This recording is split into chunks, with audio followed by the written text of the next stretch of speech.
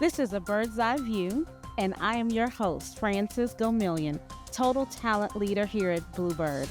I am so honored to be hosting this bird's eye view with our newly appointed President and CEO, John Wyskiel.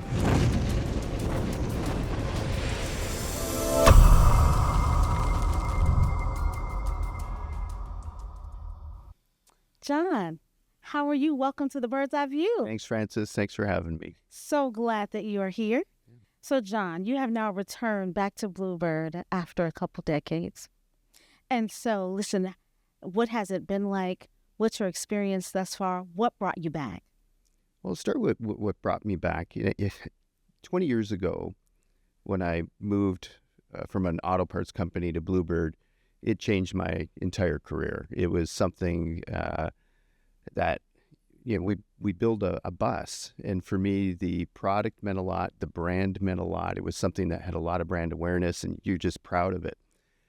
And I always said that I would have never done as well in my career without that stint at Bluebird. So the opportunity to come back was easy, in that regard. Part of it, too, for me, though, was looking out ahead at what we could do with this company.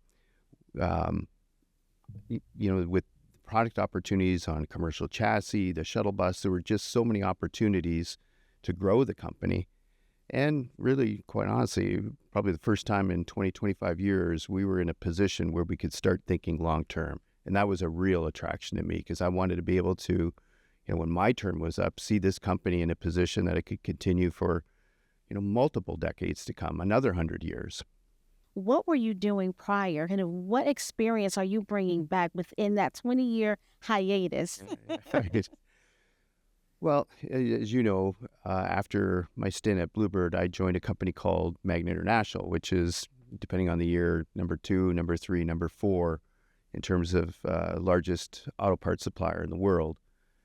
And as I said prior, I would have never been as successful as I was at Magna had it not been for that stint at Bluebird.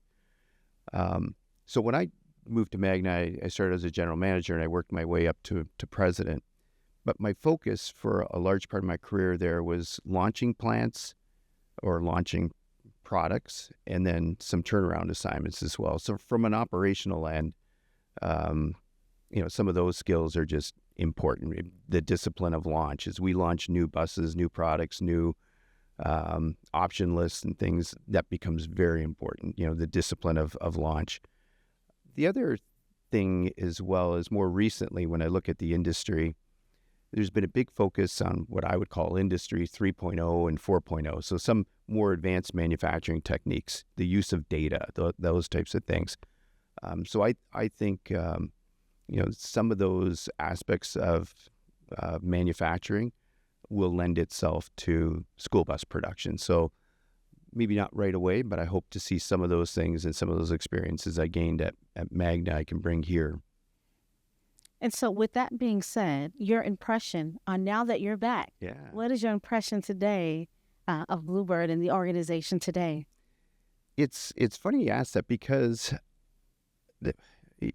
look, there's been some larger changes. 20 years ago, we were a company that was absolutely struggling, and we were fortunate to be able to carry on, and we're going to be very healthy as we approach our 100th year anniversary.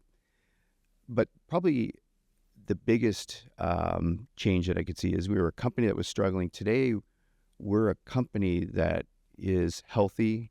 We're roughly $1.3 billion in terms of revenue.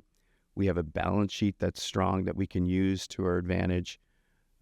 And it's something that we can use to look out, decades to come and invest in the company. So one of the changes I see from 20 years ago, 20 years ago, we were just looking as to how we were going to get through the day and can we get to tomorrow. Today, we're finally in a position to be able to look much further out in the horizon. So I think those are some fundamental changes, but there's one thing that hasn't changed, and that's the fabric and the culture of the company.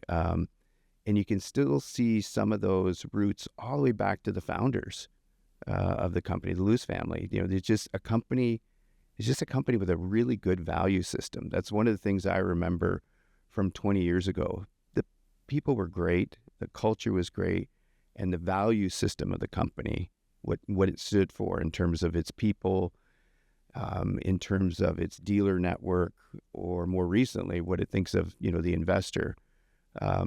You can certainly see that value system in this company. It hasn't changed at all in that regard.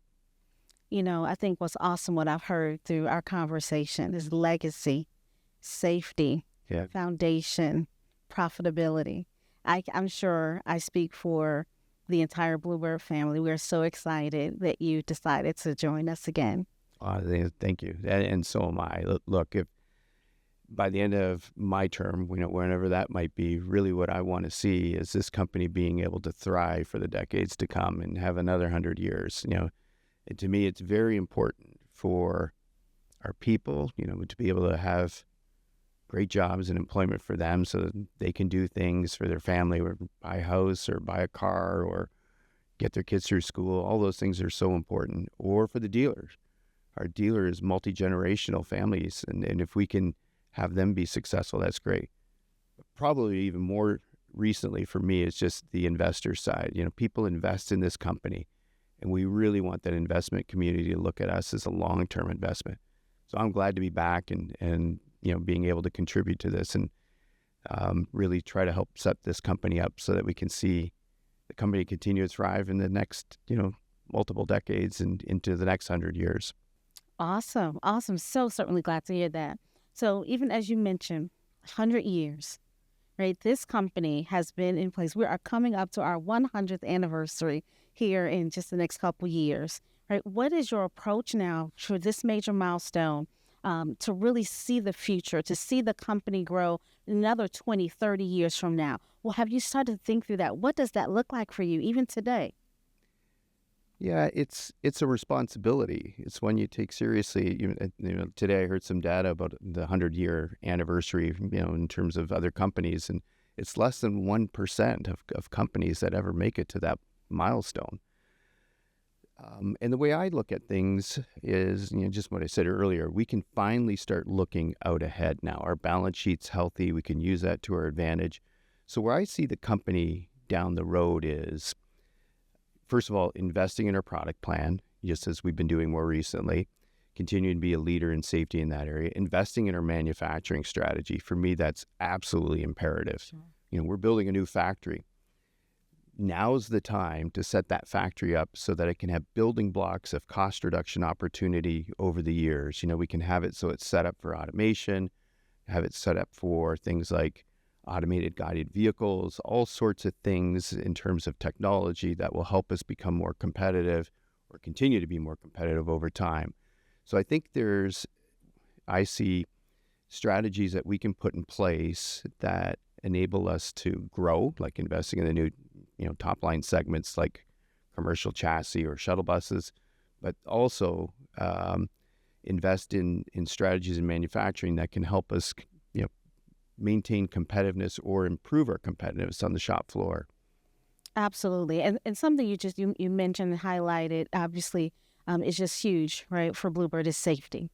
Yeah. Right. And, that's something that we say here at Bluebird, right? Our children's safety is our business. And so with that even in mind, what is what's your plan around safety? Just really around for today, tomorrow, again, as we look long term, as you restart this journey here, what does safety look like? Yeah. Well, you mentioned our tagline, of course, and we do transport the most precious cargo. But when you think of our company, we transport over 7 million children a day. The industry itself, supports 25 million children being transported a day. And I would probably liken it to a public trust. There's a public trust in safety. And so for us, it's got to be just part of the culture. From the most senior position right down to the shop floor, everybody's got to think about safety because it's something that can easily get out of your hands if it's not embedded into the culture of the company. So that's, to me, is first and foremost. For us, more recently, what I like some of the actions that we've taken the last several years is we've actually built it into our product plan. So for instance, we have, we're the first company to have 3-point safety belts, in which we come out with, which I think is remarkable. We're the first to market in that area. We'll probably look back in 20 years and wonder why all school buses didn't have it. That's right. Airbags. We're going to have a driver's side airbag come out this year, which again, safety consciousness for the driver is absolutely imperative. You want that person safe because they're going to be responsible if there was an incident, to be looking after the children on the bus.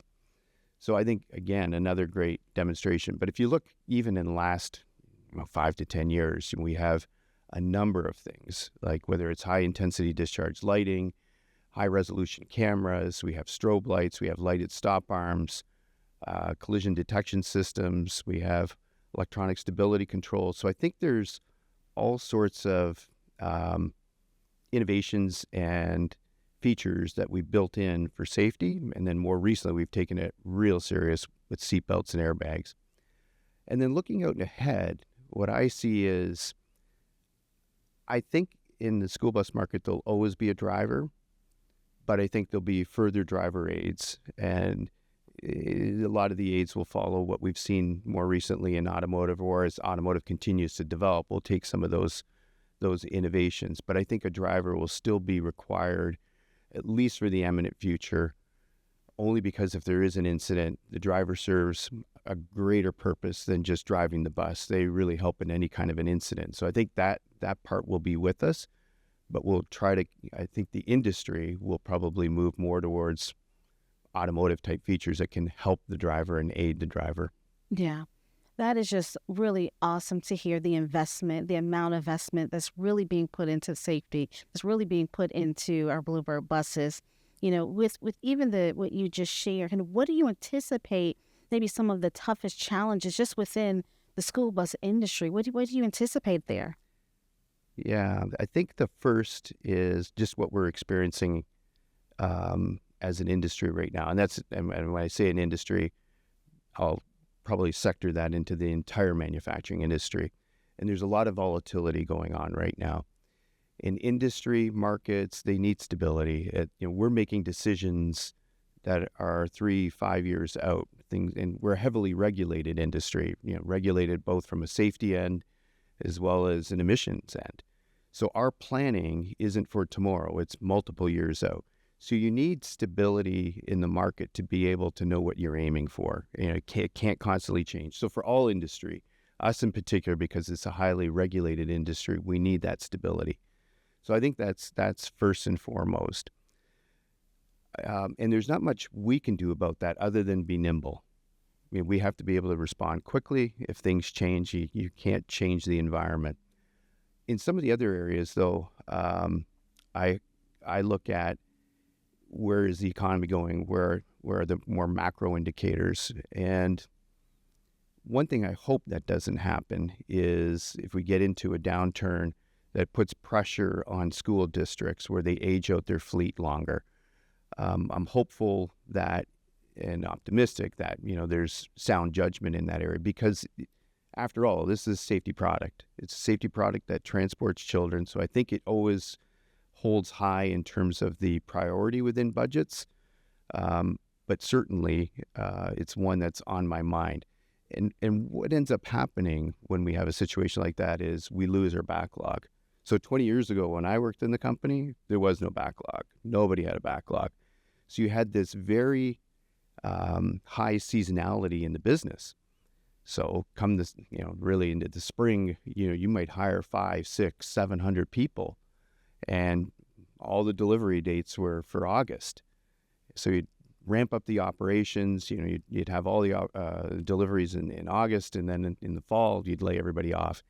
And it really isn't a good model for a safety product to, as you can appreciate, having all that training, and you lose it all when you lay people off, and you have all the risk associated with when you hire people, and it can be very difficult to manage. So hopefully from an industry standpoint, the industry can maintain a backlog, because I think having steady employment is great for the people, but it's also good for the product. So I think that's a challenge as well that I can see, and hopefully we can avert that just by maintaining healthy backlogs across the industry.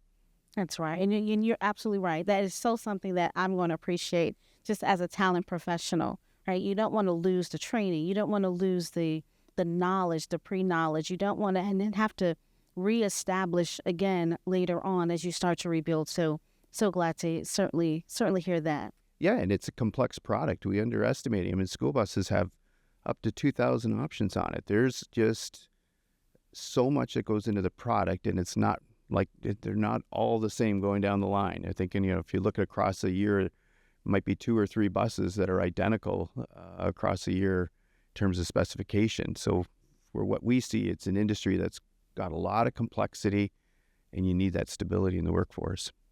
Awesome. So John, on a much lighter note, Yeah. what do you enjoy doing outside of work? Well, yeah, a couple of things. Look, first, um, I my happiest moments are when I'm with my wife and my dog. I know that sounds funny, but I love going out for the dinner with the three of us, and just spending time and having him or Jackson with us. That's probably my most favorite time, to be honest, because we're always traveling. We're always on the road. We don't spend much time at home. So when you have the opportunity to be at home, it's great. Similar, having some time with the family is always wonderful. And then, on a private basis, when I am alone or I'm around, I still enjoy cycling. I still enjoy fitness. It gets harder as I get older, but it's certainly something that I'm mindful of and enjoy. So I'm thankful for that. I think anyone that has a dog with a real name is a great person. Well, it's Jackson with an X, so I don't know if that's. Sorry, I have Corey with a K and ends with an I. So Why do we do that? absolutely. Thank you so much for your time. Thank you. And that was a bird's eye view with our president and CEO, John Wyskiel.